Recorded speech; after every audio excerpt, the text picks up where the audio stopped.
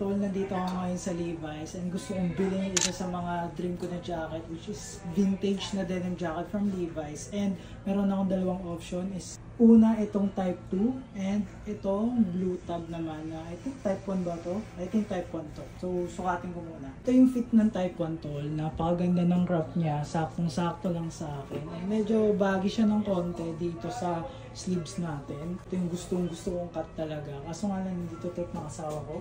And sakto, Tol, ito meron ding extra small. Yung kanina is size small. Napakaganda rin ang fit na ito, Tol. Mas nahihirapan ako lalo pumili.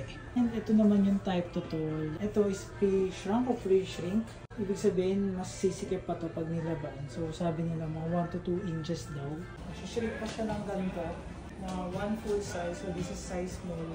Possible siya maging XS. Parang ka-size ng kanina.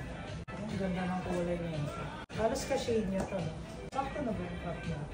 Oh, kung mag-shrink ng ganyan. Sinuot ng wife ko, guys. Mas mahal pa yan sa Japan, yung ganyan. So, pero made in Japan to. Pero mas mahal pa siya sa Japan kaysa dito sa Philippines. Guys, pag bumili ka, merong free na ganito. Laptop sleeve na denim. Ang ganda. Tapos iba yung paper bag niya. Actually, gusto ko lang ng sleeves kaya ako ito bibili. Ang ganda, guys. Grabe. Sobrang ganda. Sobrang ganda. Bilhin ka na? Bili mo na. Pinapatagal mo. Sige, bilhin na natin to. Ganda na ito, guys. Sige, bilhin na natin to. Napakaganda. Bilhin na natin to. Tapos bayaran na natin. Ganda. Ang ganda-ganda. Okay. Ito pala yung bill natin, guys. So, hataw muna tayo ulit. Thank you, ma'am.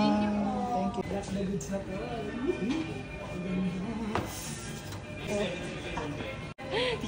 Bye-bye.